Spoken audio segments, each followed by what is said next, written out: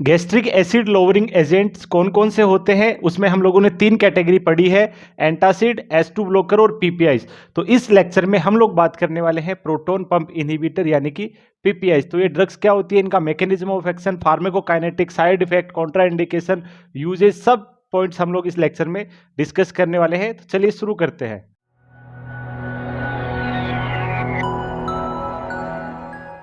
अगर वीडियो अच्छा लगे तो वीडियो को लाइक और शेयर जरूर कर देना और चैनल को सब्सक्राइब कर देना ताकि फार्मेकोलॉजी से रिलेटेड सारे वीडियो आप तक पहुंच सके। तो चलिएगा, इस लेक्चर में हम लोग पढ़ते हैं प्रोटॉन पंप इनहिबिटर्स के बारे में। तो पीपीआईज ऐसे गैस्ट्रिक लोअरिंग एजेंट्स होते हैं जिसमें हम लोगों ने 3 कैटेगरी पढ़ी है, एंटासिड्स, एस2 ब्लॉकर और पीपीआईज।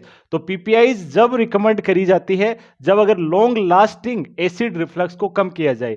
तो अगर एसिड रिफ्लक्स ज्यादा हो रहा है और अगर लंबे समय तक लॉन्ग ड्यूरेशन के लिए अगर हमें उन्हें मिनिमाइज करना है गैस्ट्रिक एसिड के प्रोडक्शन को, तो रिकमेंड करने वाली ड्रग्स होती है पीपीआईज। देखिए, हम लोगों ने बात करी थी एंटासिड्स। तो एंटासिड्स होती है वो आधे घंटे से 1 घंटे तक इफेक्टिव होती है। फिर हम लोगों ने पढ़ी थी एस2 ब्लॉकर्स, वो होती है लगभग 6 से 12 घंटे तक इफेक्टिव, जिनको मोस्टली नाइट में दिया जाता है। लेकिन पीपीआई ऐसी ड्रग है जो कि 24 घंटे तक, अप टू 24 आवर्स तक जो है इफेक्टिव रहती है, 24 से 36 घंटे तक है इफेक्टिव रहती है, याद रखिएगा। तो PPIs are group of drug that main action is to produce long lasting reduction of gastric acid. Long lasting यहां पे आ गया 24 आवर से 36 आवर, 24 से 36 घंटे तक ये क्या होती है, इफेक्टिव होती है, गैस्ट्रिक एसिड को डिक्रीज कर सकती है, फॉर्मेशन को डिक्रीज कर सकती है। And they are most effective and most potent inhibitors of acid secretion. जो स्टमक में एसिड बन रहा है उसको अगर इफेक्टिवली मैनेज करना है तो यही ड्रग्स होती है, यही मेडिसिन होती है जिन्हें हम लोग प्रोटॉन पंप इनहिबिटर कहते हैं। इनको जनरली लिया जाता है जब भी हम लोग सुबह का फर्स्ट खाना खाते हैं उससे आधा से 1 घंटा पहले खाली पेट, एम्प्टी स्टमक लिया जाता है। और कब, मॉर्निंग में इनको लेते हैं। एस2 ब्लॉकर्स हमने पढ़े थे वो कब लिए जाते हैं, नाइट में एट बेड टाइम लिए जाते हैं। एंटासिड्स होते हैं वो कब लिए जाते हैं, खाना खाने के जस्ट बाद उनको लिया जा सकता है, याद रखिएगा। In case of patient have to take NSAIDs that then PPIs are preferred और बेस्ट चॉइस। देखिए, जो भी पेशेंट है जिनको लगातार अगर non steroidal anti inflammatory medicine लेनी है, जिसके अंदर आते हैं एस्प्रिन आता है ना, इसके अलावा पैरासीटामोल आता है, आइबुप्रोफेन आता है, एसिलोफेनिक आता है, डाइक्लोफेनिक आता है, इस प्रकार की मेडिसिन को हम लोग NSAIDs कहते हैं और इसके ऊपर आगे हम लोग पढ़ने वाले हैं। तो अगर इन तरीके की मेडिसिन का मोस्ट कॉमन साइड इफेक्ट होता है जीआई अपसेट, गैस्ट्रिक अल्सर होता है, ठीक है। तो अगर जिन पेशेंट्स को ऐसी ड्रग्स जिनसे गैस्ट्रिक अल्सर होते हैं अगर उन्हें लेनी पड़ रही है तो बेस्ट चॉइस होगी गैस्ट्रिक एसिड लोअरिंग एजेंट में कौन सी लेनी चाहिए, एंटासिड, एस2 ब्लॉकर और PPI. Then answer will be PPI. तो वहां पे हम लोग प्रोटॉन पंप इनहिबिटर को रिकमेंड करते हैं, याद रखिएगा, वेरी वेरी इंपॉर्टेंट। अब बात करते हैं नेक्स्ट, एग्जाम्पल क्या क्या होते हैं पीपीआईज के। तो जिस भी मेडिसिन के लास्ट में प्राजोल आता है, लाइक एस2 ब्लॉकर पढ़ी थी हमने, तो एस2 ब्लॉकर में एंड में क्या आता है, टिडीन वर्ड आता था, लाइक रेनिटिडीन, सिमेटिडीन, फोमेटिडीन, निजाटिडीन, ये सुनो, यहाँ पे क्या वर्ड आएगा, प्राजोल वर्ड आएगा, ठीक है। तो जैसे कि आप बहुत फेमस एग्जाम्पल आपने काफी बार सुना होगा, खाली पेट गैस की गोलियां, ये सुनो, तो यही होती है पेंटोप्राजोल, ओमेप्राजोल, एस्मोप्राजोल, रेवेप्राजोल और लेंसोप्राजोल। इस तरीके की जो मेडिसिन होती है ये सभी की सभी क्या कहलाती है, यस, इनके अंदर प्राजोल जो वर्ड है वो क्या है, सफिक्स है। व्हाट इज द सफिक्स, जो कि एंड में आता है, लाइक एस2 ब्लॉकर में टिडिन आता है, ऐसे इनमें क्या आता है, प्राजोल आता है, ऐसे बीटा ब्लॉकर्स में एलओएल आता है लास्ट के अंदर, ये सुनो। तो ये कुछ फेमस एग्जांपल्स है जो कि पीपीआईज के एग्जांपल है, ठीक है। अब बात करेंगे इनके बारे में, यूजेज क्या है। तो जैसे जो यूजेज गैस्ट्रिक लोअरिंग एजेंट्स के थे वही सिमिलर यूज यहाँ पे होंगे, कुछ अलग नहीं है, ठीक है। तो जैसे कि गैस्ट्रिक अल्सर हो जाए किसी पर्सन को, गैस्ट्राइटिस यानी inflammation of the stomach lining हो जाए, उस केस में एसिड को कम करने के लिए इनको यूज कर सकते हैं ताकि हीलिंग हो सके, क्योंकि एसिड है वो अल्सर को हील नहीं करने देता है, इसलिए एसिड को रोक देंगे तो ये हीलिंग पॉसिबल हो पाएगी। पेप्टिक अल्सर हो जाए जो कि एक बैक्टीरिया होता है, मोस्ट कॉमनली पेप्टिक अल्सर का एक कारण होता है which is H pylori, Helicobacter pylori bacteria होता है जो कि ग्राम नेगेटिव बैसिलाई होता है डियर, ठीक है। इसके अलावा गैस्ट्रो इसोवेजियल रिफ्लेक्स डिजीज, इसमें इसको यूज कर सकते हैं।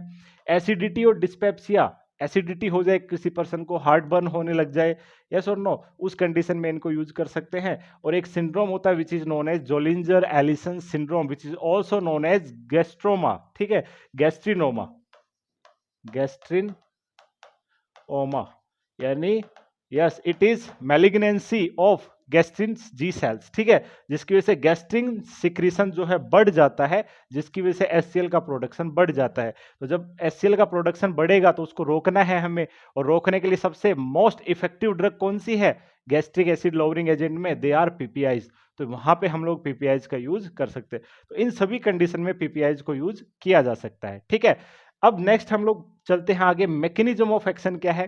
तो वैसे तो मैकेनिज्म ऑफ एक्शन मैंने एक साथ पढ़ा दी है गैस्ट्रिक एसिड लोअरिंग एजेंट के फर्स्ट पार्ट के अंदर, जहां पे डिटेल से मैंने पैराइटल सेल की मैकेनिज्म पढ़ा रखी है, जरूर से वो वीडियो देखेगा, समझिएगा। फिर भी बता देता हूं, पैराइटल सेल के ऊपर क्या होता है, एसिड बनने के लिए 3 रिसेप्टर्स होते हैं।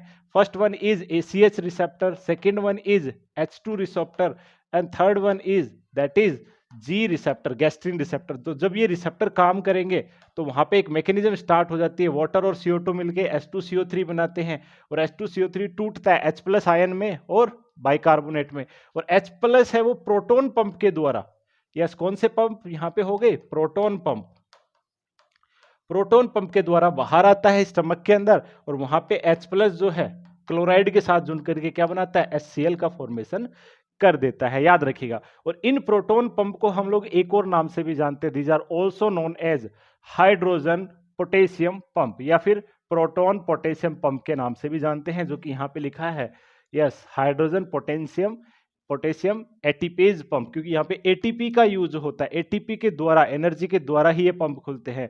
तो मेनली जो पीपीआईज है उनका एक्शन क्या है, इस प्रोटोन जो बना है, इस प्रोटोन को बाहर आने नहीं देना। अब बाहर नहीं आएगा तो क्लोराइड से नहीं जुड़ेगा तो एसिड नहीं बनेगा, यस और नो। तो इसलिए पीपीआईज क्या करती है, सिंपल सा मैकेनिज्म है, यस हाइड्रोजन पोटेशियम पंप, जिन्हें हम लोग प्रोटोन पंप के नाम से भी जानते हैं, उनको ये क्या कर देती है, ब्लॉक करने का काम करती है। PPIs are acting by blocking the proton pumps, जिन्हें हम लोग हाइड्रोजन पोटेशियम एटीपेज पंप भी कहते हैं, याद रखिएगा। इनको ये ब्लॉक कर देती है, और ब्लॉक करने से क्या होगा, गैस्ट्रिक एसिड का जो प्रोडक्शन था वो बंद हो जाएगा। कब तक, लॉन्ग ड्यूरेशन, लगभग 24 से 36 घंटे तक जो है ये बंद हो जाता है, याद रखिएगा, ठीक है। H2 ब्लॉकर कितना काम करती थी, हिस्टामिन 2 ब्लॉकर 12 घंटे के रफली अराउंड जो है काम करती थी। अपने एंटासिड है वो लगभग आधे 1 घंटे के लिए इफेक्टिव होती थी, ये सबसे ज्यादा इफेक्टिव है। They are the most effective drug for acid related disorder. अगर कोई एसिड रिलेटेड, गैस्ट्रिक एसिड से रिलेटेड कोई भी डिसऑर्डर है, तो उस केस के अंदर ही पीपीआई जो है वो मोस्ट इफेक्टिव ड्रग्स होती है। जनरली आपने देखा भी होगा, फिजिशियन कोई भी ऐसी मेडिसिन लिखता है जिससे अल्सर होने की संभावना होती है, तो वो खाली पेट की मेडिसिन ओमेप्राजोल, रेबेप्राजोल, पेंटोप्राजोल जरूर लिखता है, ताकि किसी प्रकार के अल्सर ना बने, कोई प्रकार की एसिडिटी ना हो, यस और नो। चलेगा, अब बात करते हैं फार्मेकोकाइनेटिक्स। तो फार्मेकोकाइनेटिक्स वैसे तो ये टॉपिक में पढ़ा चुका हूं, फार्मेकोलॉजी में देख लीजिएगा, आपको जो है प्लेलिस्ट सर्च करिएगा फार्मेकोलॉजी में, अपने चैनल के ऊपर प्लेलिस्ट में देखेंगे तो ये टॉपिक मैंने पढ़ा दिए हैं। तो फार्मेकोकाइनेटिक्स का मतलब क्या होता है, बॉडी ड्रग के ऊपर क्या एक्शन डालती है, बॉडी ड्रग को लिबरेट करती है, एब्जॉर्ब करती है, डिस्ट्रीब्यूट करती है, मेटाबोलाइज करती है, लास्ट में एक्सक्रीट कर देती है।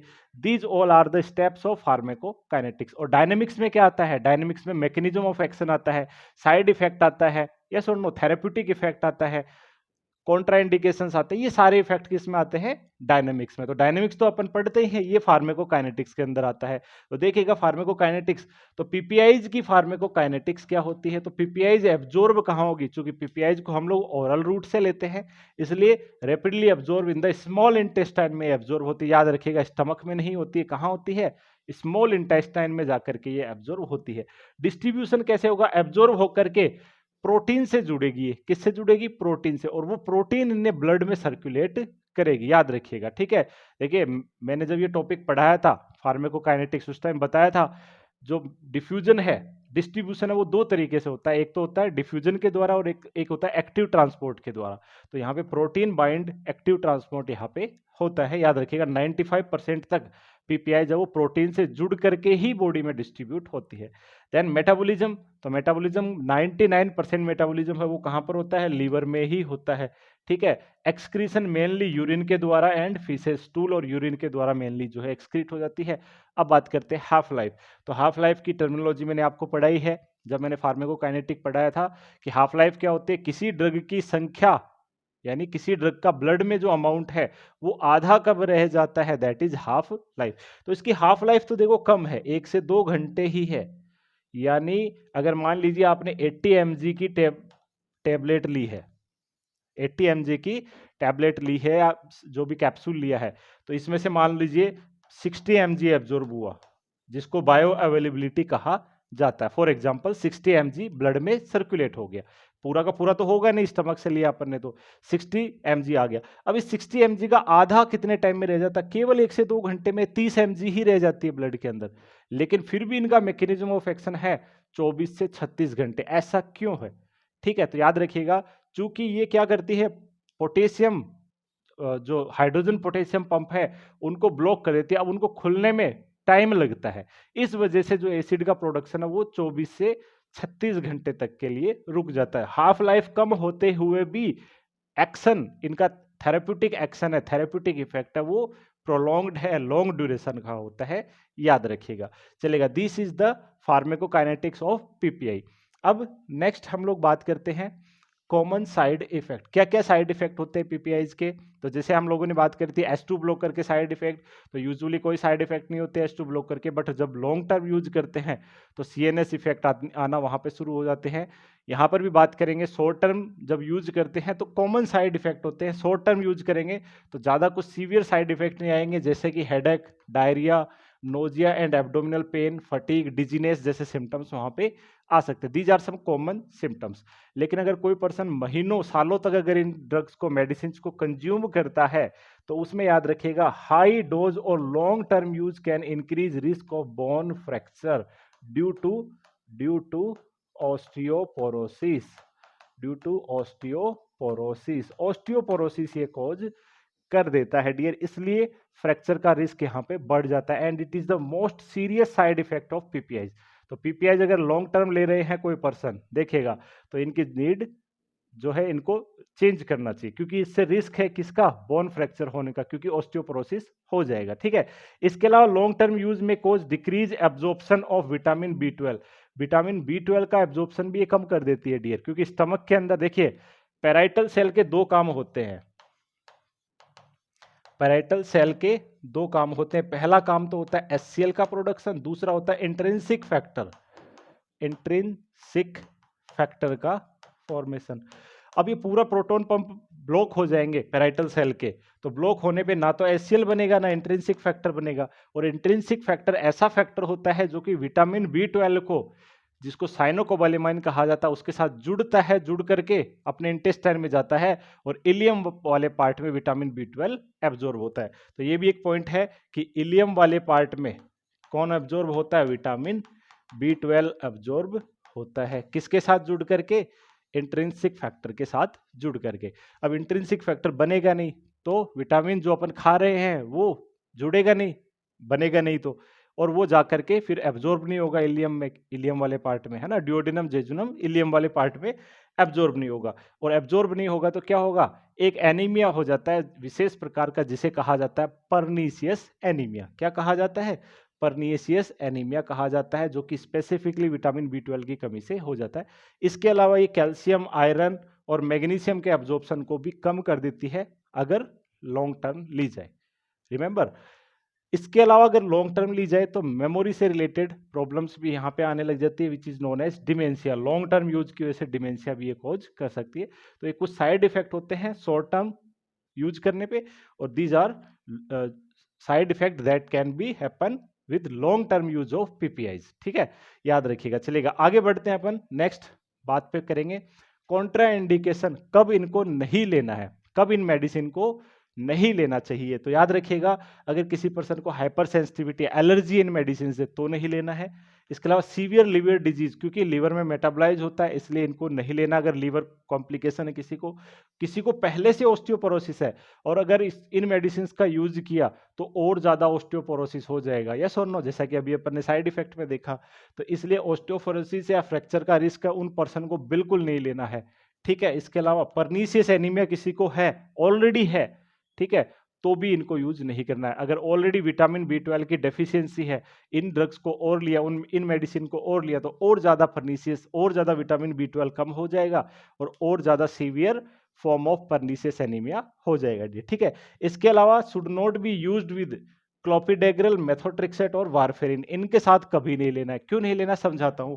क्लोपिडेग्रल एक एंटी प्लेटलेट मेडिसिन है, एंटी प्लेटलेट मेडिसिन है, याद रखिएगा। तो ये क्या करती है, क्लोपिडेग्रल के इफेक्ट को डिक्रीज कर देती है, ठीक है, तो ये इफेक्टिव नहीं रहेगी। दूसरी बात, मेथोट्रिक्सेट है, ये एक कीमोथेरेपी की ड्रग्स होती है, यस और नो, आगे पढ़ेंगे हम लोग। तो कीमोथेरेपी की ड्रग है मेथोट्रेक्सिट, तो इसकी इफेक्ट को बढ़ा देती है। बढ़ाने से क्या होगा, टॉक्सिसिटी कॉज कर देगी, ठीक है, याद रखिएगा। मेथोट्रेक्सेट की टॉक्सिसिटी बहुत गंभीर हो सकती है, इवन बोन मेरो को सप्रेस कर देगी, और बोन मेरो काम नहीं करेगी तो ब्लड का फॉर्मेशन ही रुक जाएगा। और वारफेरिन के इफेक्ट को ये क्या कर देती है, इंक्रीज कर देती है, जिससे रिस्क ऑफ ब्लीडिंग इंक्रीज हो जाता है, रिस्क ऑफ ब्लीडिंग, ब्लीडिंग का जो रिस्क है वो बढ़ जाता है। कब, जब वारफेरिन के साथ में पीपीआईज, कोई भी पीपीआईज, ओमेप्राजोल, पेंटोप्राजोल, कोई भी पीपीआई ली जाए तो वारफेरिन के इफेक्ट को बढ़ा देगी, ब्लीडिंग का रिस्क बढ़ जाएगा डियर। तो इन ड्रग्स के साथ नहीं लेना है। एक और कॉन्ट्राइंडिकेशन लिख लीजिएगा, which is old age. Old age person में भी पीपीआईज का यूज नहीं लेना है या कम करना है, ठीक है। क्यों, क्योंकि ओल्ड एज में ऑलरेडी ऑस्टियोपोरोसिस होता है, और ये मेडिसिन और ज्यादा ऑस्टियोपोरोसिस उन लोगों में कर देगी डियर। तो these are some specific contraindications of PPIs, understood. चलेगा, अब बात करते हैं नेक्स्ट इस टॉपिक से रिलेटेड क्वेश्चन के बारे में। तो अगर ये टॉपिक आपको समझ में आ गया है प्रॉपर तरीके से, तो इस क्वेश्चन का आंसर मैं एक्सपेक्ट करता हूं कि आप लोग कमेंट जरूर करेंगे। PPI should be taken for best effect at, कब बेस्ट इफेक्ट के लिए पीपीआई कब लेनी चाहिए, 1 घंटे पहले खाने से, अलोंग विद खाने के साथ में, या 1 घंटे बाद खाने के, और at night before going to bed, सोने से पहले एट नाइट। तो कब ली जानी चाहिए पीपीआई को, जल्दी से कमेंट करिएगा अगर आपको ये टॉपिक समझ में आया है। और अगर आपका किसी भी प्रकार का क्वेरी रहता है, डाउट रहता है, तो कमेंट में जरूर लिखेगा, मैं पूरा कोशिश करूंगा कि आपकी क्वेरी का वहां पे आंसर दिया जाए, ठीक है। तो पढ़ते रहिए, मस्त रहिए।